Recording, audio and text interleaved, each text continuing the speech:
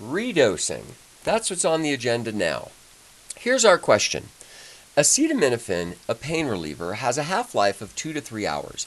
On the bottle it says no more than 2 every 4 to 6 hours, not to exceed 8 in 24 hours. If each tablet is 500 milligrams, how much will be in a person's system after 24 hours?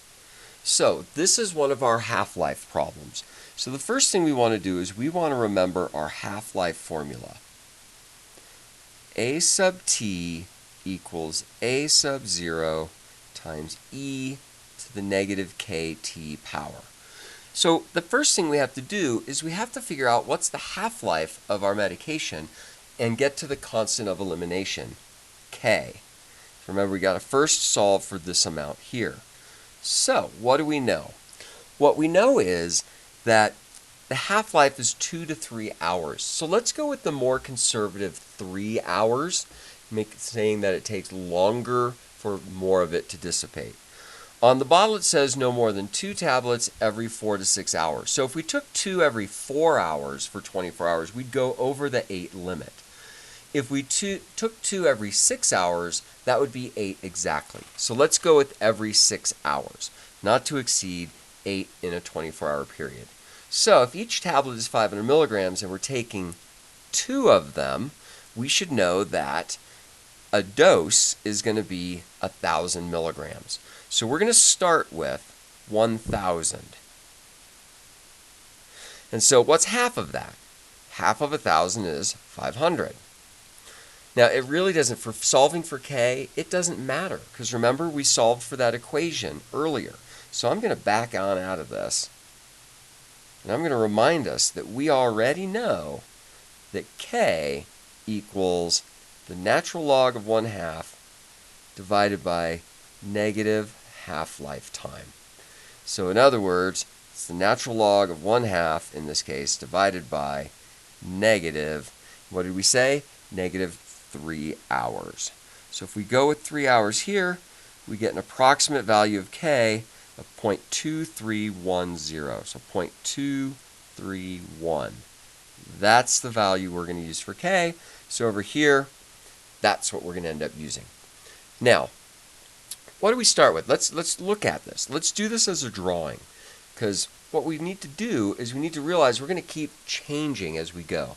So we're looking at a 24-hour period. So let's see, we've got 12 there, so let's mark that at 24.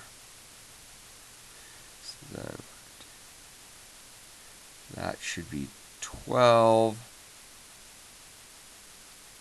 There is 6.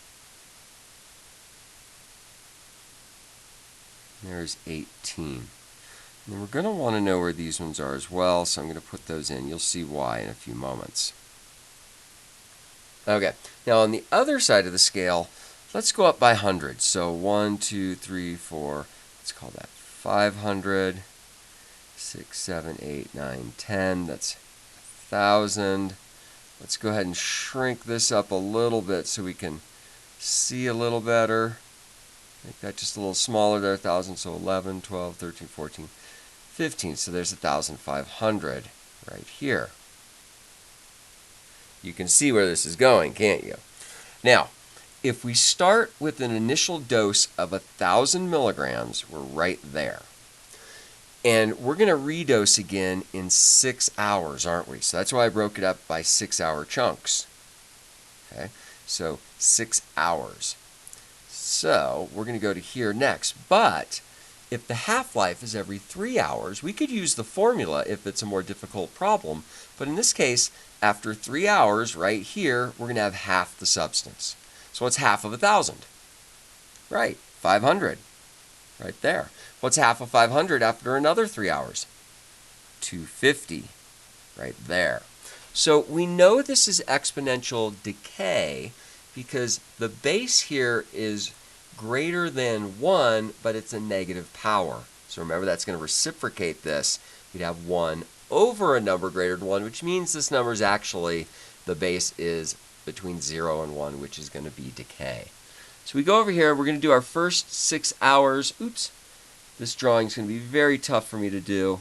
So let's see how well I can do this. My first 6 hours goes from here to there. Now, at this point, I've got 250 milligrams, don't I? Now, what do? After 6 hours, we're redosing. So 250 plus another 1,000 brings me all the way back up to here. Now I'm at 1,250. My graph's going to do this. Now, 3 hours later, we have half that substance. What is half of 1,250? So we cut that number in half. I actually should get my calculator out for this. Make this a little easier on everybody, right? We end up with 625. So here, 625, we'll put it right about there. And then let's cut that in half again. We're down to 312.5.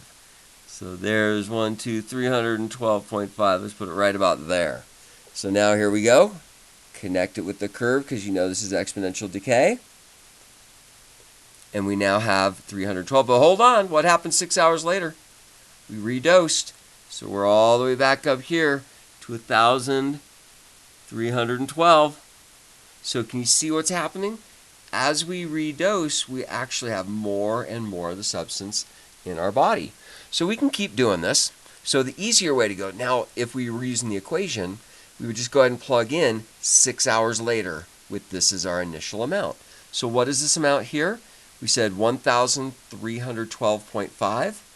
1,312.5 times e to the negative 0.231. Remember, there's our k value we found. 2.231, sorry, times t. And what's t if we want to go to the end? 6 hours later. So not all the way to 24 because we have to redose in the middle. So times 6. So if we go ahead and solve that, we end up with 328.125. So come over here. 6 hours later from 12 o'clock is 18 hours. So we're at now 325, something sort of about there.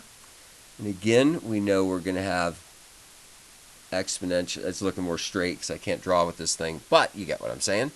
So then we would do the equation again. Now add another 1,000 to that. So we're all the way at 1,328.125. So I'm going to put us at about there. So we come back up. We're almost at our answer. So we do 1,300, what was it, 28.125. I'm going to 3 decimals because it's an exact answer. Times e to the negative 0.231. 6 hours later, so another 6. But notice it's the initial amount. It's where we're starting from here each time that we're dropping down, then we're adding to it. Dropping down and adding to it. That's what's going on.